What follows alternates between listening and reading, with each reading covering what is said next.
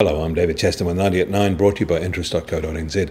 This week, get everything you need to know in 90 seconds at 9 o'clock. With news, Bitcoin can't quite make it to $10,000 as conviction is being tested. But first, according to the OECD's latest economic outlook, the world economy has strengthened, with monetary and fiscal stimulus underpinning a broad-based and synchronised movement in growth rates across most countries. They're picking New Zealand's growth to be 2.4% this year and see it rising in subsequent 2 years. They also see our jobless rate staying down and our current account staying at just under 3% of GDP. Much of this is based on fiscal expansion, with the new government spending freely. Interestingly, they don't see any house price falls, but they do see higher inflation and upside risk to deterioration in the budget position. In Australia, they see the party continuing, although with growth slightly less than for New Zealand. Housing and the links to China are flagged as the main risks. Still, they see the RBA as close to hiking its policy rate. Meanwhile, in Washington, D.C., the US Federal Reserve Governor Jerome Powell said conditions are supportive of another rate hike next month. He said that during the Senate hearing to consider his nomination to lead the central bank. He also said existing bank rules are tough enough, and by implication pushing back at the president who wants to unwind the existing rules, and he says that those rules have victimised Wall Street.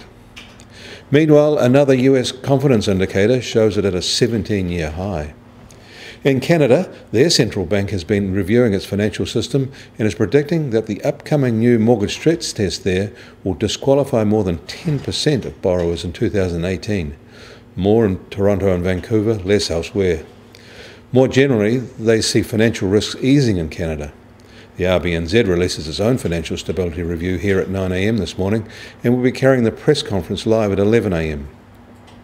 In China, H&A Group has confirmed it is selling down some of its assets it bought during its recent offshore splurge. Property in Sydney is part of that sell-off. H&A says it is bringing its overseas acquisitions in line with the country's policies, and a clear sign Beijing is reining them in. In New York, the US Treasury 10 yield has slipped to 2.32%.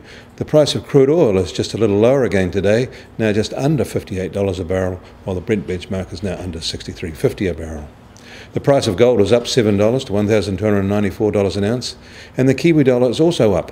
We're now at 69.3 US cents, while the cross rates are at 91 Aussie cents, and against the euro, 58.3 euro cents. That puts the TWI over 72 for the first time in 2 weeks. Bitcoin has moved a little higher overnight, now at $9,945, but it can't break the $10,000 mark. Even the boosters may be questioning their conviction. I'm David Chaston. That was 90 at 9, brought to you by interest.co.nz.